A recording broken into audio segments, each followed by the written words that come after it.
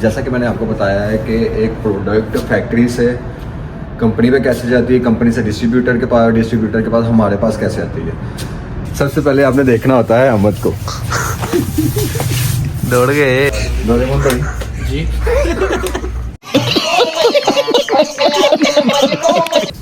तो जी गाइस, हम आपको एक्सपायरी के हवाले से बता रहे थे कैसे मेंटेन करते हैं। देखें फीफो क्या होती है, जैसे कि मैंने आपको बताया फर्स्ट इन फर्स्ट आउट। ये इधर आओ, लिखा हुआ है, ये देखिए। अस्सलाम वालेकुम everyone, this is me Bilal, welcome back to another vlog. कल वीडियो कंटिन्यू नहीं कर सका क्योंकि कल बहुत सारे काम थे हमारे पेंडिंग, उसको करता रहा हूँ मैं। फिर जैसा कि आप लोगों को पता था, कल हमारा चैलेंज था एक, जो कि हमज़ा और शरोज़ ने मुझे और अहमद को दिया था, जो कि हमारा ट्राई हो गया था। आप ये कह सकते हैं कि चैलेंज फेल हो गया था। आज प्लान तो ये था कि हम चैलेंज को कंटिन्यू करते, वो चैलेंज हम आगे शरोज़ और हमज़ा को देते। लेकिन जैसा कि मैंने आपको कहा, आजकल बहुत काम है। एक तो रमज़ान सर पे है, रमज़ान की बाइंग करनी है, ऊपर से ऊपर का फ्लोर, फर्स्ट फ्लोर, उसकी बाइंग करनी है, उसकी सेटिंग करनी है। फिर जो सा सुपर मार्केट का परचेजिंग का सिस्टम है, उसको भी साथ साथ ही लेकर चलना है। तो काम बहुत ज़्यादा है, जिसकी वजह से आज ये चैलेंज भी नहीं कर सका। लेकिन आज हम करेंगे कुछ नया। रहा नहीं जाता, तड़प ही ऐसी है ना। नहीं, सुके। आज मैं आपको बताऊंगा कि लो स्टॉक और एक्सपायरी हम कैसे मैनेज करते हैं। उसके साथ साथ मैं आपको ये भी बताऊंगा कि एक प्रोडक्ट एक फैक्ट्री से हमारे शेल्फ तक कैसे आती है, हम उसको कैसे ऑर्डर करते हैं, कैसे बिलिंग होती है, कैसे एंट्री होती है। सारी चीज़ें मैं आपको इसी व्लॉग में कवर करूँगा। तो चलें शुरू करते हैं। सबसे पहले आते हैं, किसी भी प्रोडक्ट को आप सेलेक्ट कर लें। जैसे कि लेज़ है, लेज़ की मैन्युफैक्चरिंग कंपनी फैक्ट्री से करवाती है, ठीक है। फैक्ट्री से वो आता है फिर कंपनी पे। कंपनी ने आगे रखे होते हैं डिस्ट्रीब्यूटर्स, जो कि आगे डिस्ट्रीब्यूट करते हैं। हम लोग डिस्ट्रीब्यूटर से भी ले सकते हैं और कंपनी से भी ले सकते हैं। लेकिन कंपनी से लेने के लिए आपका कम से कम ऑर्डर क्वांटिटी इतनी होनी चाहिए जितनी एक डिस्ट्रीब्यूटर की अकेले की। फॉर एग्जांपल, एक डिस्ट्रीब्यूटर के पास 1000 कॉटन है और आपकी डिमांड है 1100 कॉटन, तो ऑब्वियसली डिस्ट्रीब्यूटर तो आपको नहीं देगा, आपको कंपनी से लेना पड़ेगा। तो इस तरह एक प्रोडक्ट फैक्ट्री से डिस्ट्रीब्यूटर के पास आती है, डिस्ट्रीब्यूटर से हमारे पास कैसे आती है ये मैं आपको बताता हूँ। सबसे पहले हम क्या करते हैं कि हम देखते हैं सिस्टम में, जैसे कि मेरे पास सिस्टम है मौजूद है। हम यहाँ पर वेयर हाउस में जाते हैं। ये मैं आपको सॉफ्टवेयर से बताने लगा हूँ, ठीक है, कि सॉफ्टवेयर से हम ऑर्डर कैसे करते हैं। हम वेयर हाउस में जाते हैं, वेयर हाउस में वहाँ पर किसी भी कंपनी को सिलेक्ट करते हैं। जैसे कि मैंने लेज़ का बताया, लेज़ को सिलेक्ट किया हमने यहाँ से ऐसे, और यहाँ से मैंने लिख दिया लेज़, ठीक है। ये डिस्ट्रीब्यूशन का नाम है। यहाँ पर हम उसको बताएंगे सिस्टम सॉफ्टवेयर को कि मुझे चाहिए 15 दिनों का ऑर्डर फॉर एग्जांपल, ठीक है। तो पीओ एनालिसिस हो जाएगा। यहाँ पर आ गई है मेरे पास। अब देखें, जैसे कि ये एक है चीटोस बाइट्स 18 ग्राम, ये भी उनकी प्रोडक्ट है लेज़ वालों की। यहाँ पर लास्ट मेरे पास आई थी ये 180 पीस आए थे, और जो कि मेरे सेल हो चुके हैं 15 डेज़ में 142, ठीक है। और मुझे ये कह रहा है कि आपकी 15 दिन के लिए डिमांड है कोई 140 पीसेस। लेकिन ओबियसली ये पीसेस में बता रहा है, हमें पता होना चाहिए कि कॉटन में कितने। फॉर एग्जांपल कॉटन में है 30 पीस, 60 पीस, उससे हमें डिवाइड करना पड़ता है। और वही डिमांड फिर हम कंपनी या डिस्ट्रीब्यूटर का जो सा आगे से बंदा होता है, कंपनी का बंदा होता है आगे से जो सा ऑर्डर बुक कर उसको सेंड करते हैं। A few moments later. जैसा कि मैंने आपको बताया है कि एक प्रोडक्ट फैक्ट्री से कंपनी पे कैसे जाती है, कंपनी से डिस्ट्रीब्यूटर के पास हमारे पास कैसे आती है। तो हम कंपनी के नुमाइंदे को ऑर्डर देते हैं, अपनी डिमांड शेयर करते हैं वीकली या ट्वाइस अ वीक या फिर आफ्टर 15 डेज़ या मंथ के बाद हम उसको डिमांड देते हैं कि मुझे फॉर एग्जांपल चाहिए लेज़ के 400 कॉटन। वो फिर डिमांड हमारे पास पहुंचती है, और उसके बाद का प्रोसीजर क्या होता है। जब डिमांड आती है ना, तो उसके बाद जैसा कि मेरे साथ शरोज़ है, हमारे साथ आ गया शरोज़। गाइस, क्या हाल चाल है? सब ठीक ठाक है?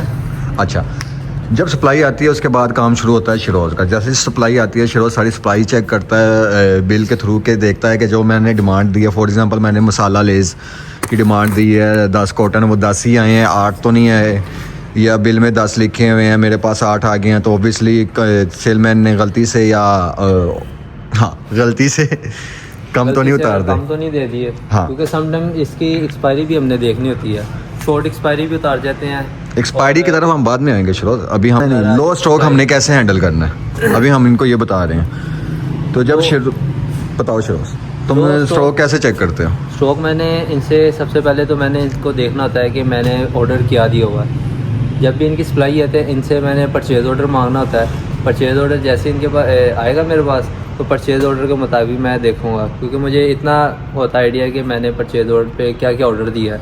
परचेज़ ऑर्डर को मैं बता दूं, जैसे कि अभी मैंने आपको दिखाया था कि मैं एक ऑर्डर जनरेट कर रहा था, वो एक फ़ाइल जनरेट हो जाती है जो कि मैं अगर ऑर्डर बुकर आता है तो मैं उसको एक प्रिंट निकाल के दे देता हूँ, नहीं तो उसको व्हाट्सएप पे PDF फाइल शेयर कर देता हूँ। PO यानी परचेज़ ऑर्डर। तो परचेज़ ऑर्डर के मुताबिक ही हमने स्टॉक लेना होता है, अदरवाइज़ हम उसके बगैर स्टॉक नहीं रिसीव करते। उसकी वजह ये होती है कि अगर वो परचेज़ ऑर्डर हमें नहीं देंगे वो अपनी तरफ से माल उतार जाते हैं, फिर वो हमें वेयर हाउस में संभालना मुश्किल हो जाता है, हमारे सिस्टम में मसला आ जाता है। तो जैसा कि अब ये मैंने योगर्ट ऐप के मैंने 5 कार्टन का फॉर एग्जांपल ऑर्डर दिया, तो मुझे 10 उतार के चले गए, तो ये मेरे लिए मसला बनेगा, वेयर हाउस की क्वांटिटी भी ख़राब होगी। के साथ जब क्वांटिटी वगैरह वेरीफाई हो जाती है तो शिरोज़ एक काम करता है, इनकी एक्सपायरी देखता है। आपने कॉटन पे देख लें, जैसे कि शिरोज़ ने लिखा हुआ है फॉर एग्जांपल ये इसकी एक्सपायरी है 6 मार्च 2026, 3 अप्रैल 2026, 19 अप्रैल 2026। ये सारी चीज़ें शिरोज़ कोशिश करता है कि मेंटेन रहें, क्योंकि एक्सपायरी देखना उसको हैंडल करना बहुत ज़रूरी है।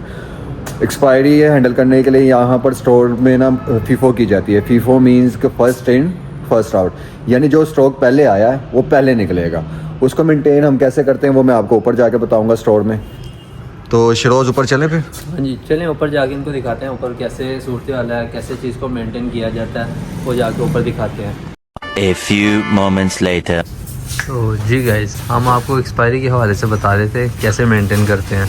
देखें फीफो क्या होती है, जैसे कि मैंने आपको बताया फर्स्ट इन फर्स्ट आउट। ये इधर आओ, लिखा हुआ है, ये देखें, ये हमारे पास सबसे आगे लगी हुई है 18 मार्च की एक्सपायरी, उससे पीछे लगी हुई है 2 अप्रैल की, मतलब ये बाद में एक्सपायर होगी। तो इसी तरह फीफो मेंटेन की जाती है कि जौन सी शॉर्ट एक्सपायरी होती है उसको आगे रखते हैं, जिसकी लॉन्ग होती है उसको पीछे ही रखते हैं, ताकि आपकी जौन सी एक्सपायरी है ना, आपका जौन सा भी स्टॉक है वो एक्सपायर ना हो।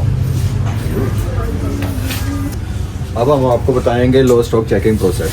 उसमें मैंने आपको सिस्टमेटिक तरीके से तो मैंने आपको बता दिया था। भाई आप आ जाओ, आप बता दो, आ जाओ भागे।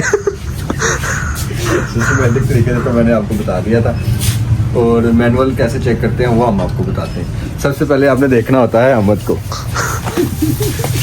दौड़ गए। सबसे पहले आपने शेल्फ पे क्वांटिटी चेक करनी होती है। फॉर एग्जाम्पल हम इसको ले लेते हैं, ये हमारे पास 5 पेटियां पड़ी हैं। अगर हमारे पास ये नीचे नहीं है और हम यार रोक ले, तो ये वेट करना हमें नहीं हो कटे अगर जाएगी। हमारे पास ये नीचे शॉर्ट हो जाती है, यानी कि मीन्स टू से बिलाल भाई का कि बैकअप ये 0 है, तो देन हमें रिक्वायर्ड होगा इसका ऑर्डर। जैसे 5 शेल्फ क्वांटिटी है, हमारी शेल्फ क्वांटिटी होनी चाहिए 8, इधर 5 रह गई हैं, बैकअप 0 हो गया, तो then we will required new order for this item. हाँ, और लो स्टॉक की क्वांटिटी हम जोन से भी चेक करते हैं वो ज़्यादातर होती है fast moving item. Fast moving item में क्या होता है, टी, मिल्क, घी ऑयल, दालें, मसाला जात, ये सारी ना फास्ट मूविंग आइटम्स हैं। हमने आपको एक्सपायरी का बता दिया, लो स्टॉक का बता दिया, और ऑर्डरिंग का भी बता दिया, स्टॉक कैसे चेक होता है वो भी बता दिया। अब हम आपको बताएंगे एंट्री, जो कि बताएगा अहमद जी, अहमद भाई भी करता है, साथ में परचेजिंग भी करता है, थोड़ी बहुत एंट्री भी कर लेता है। तो चले हम नीचे, थोड़े बहुत है, इनको बताने के लिए थोड़े बहुत। डोरेमोन भाई जी कस्टमर को थोड़ी सी गाइडेंस की जरूरत थी, वो एंट्री का प्रोसेस मैं ही आपको बताता हूँ।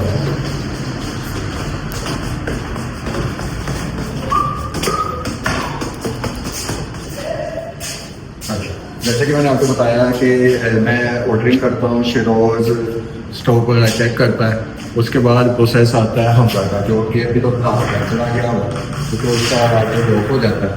हमजा एंट्री वगैरह करता है सिस्टम में, सॉफ्टवेयर में, बिल को मैच करता है, टैक्स को मैच करता है, डिस्काउंट्स को मैच करता है। उसके बाद स्टॉक जाता है ऊपर शेल्फ पे, लड़के वेयर हाउस वाले शेल्फ पे लेके जाते हैं, स्टोर वाले उसको डिस्प्ले करते हैं। डिस्प्ले के बाद का प्रोसेस तो आपको पता है, जैसे कि अगर आप कोई मतलब कस्टमर है, आप आते हैं तो उसको कोई भी आपको आइटम चाहिए, आप पिक करते हैं, उसकी बिलिंग होती है और बिलिंग से कस्टमर के घर तक। ये था हमारा सारा एंट्री।